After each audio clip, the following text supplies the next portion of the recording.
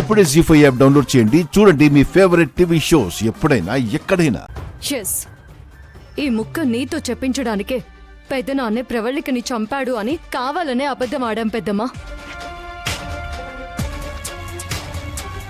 ఎవరో చంపారని నీకు తెలిసినప్పుడు నేనే చంపానని ఆ హత్య నేరాన్ని నువ్వెందుకు ఒప్పుకున్నావమ్మా?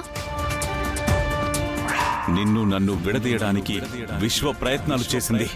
పార్వతిని చంపి మన బంధాన్ని తెంపే ప్రయత్నం చేసింది.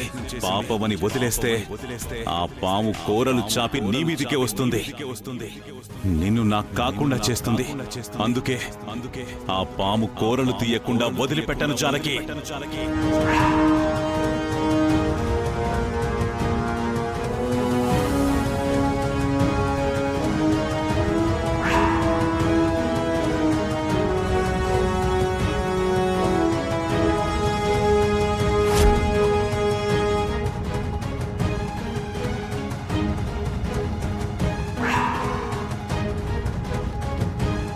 మీ నాన్నే చేశారనుకుని ఆ హత్య నేనే చేశానని ఒప్పుకున్నాను.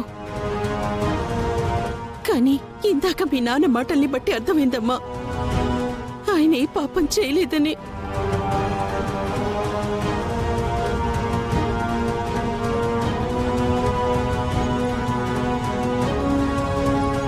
పెద్దమ్మా,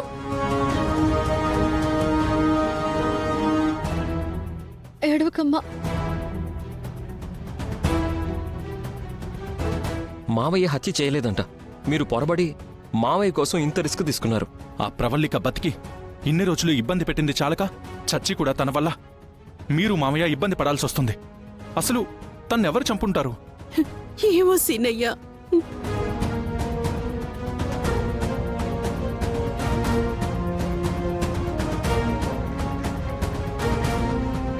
బాధపడకమ్మా.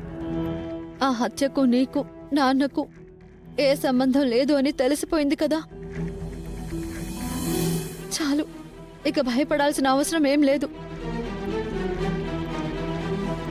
ఆ ప్రవళికను చంపిన అసలు హంతకుడు ఎవరో నేను కనిపెట్టి నిన్ను బయటకు తీసుకొస్తానమ్మా. అవును పెద్దమ్మా, ఎంత కష్టమైనా సరే నిన్ను బయటికి తీసుకొస్తామని, నిన్ను నిర్దోషిగా నిరూపిస్తామని మేం మాటిస్తున్నాము. వద్దమ్మా.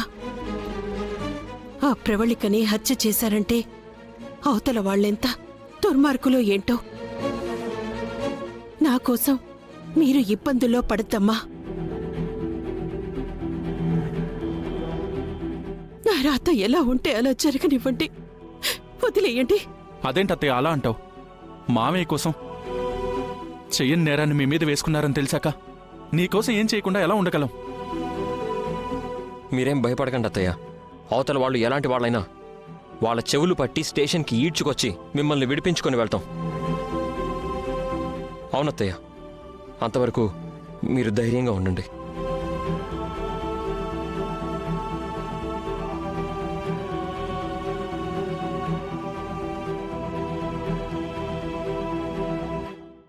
జీ5 యాప్ డౌన్లోడ్ చేసి అన్ని ఎపిసోడ్స్ పూర్తి ఉచితంగా చూడండి.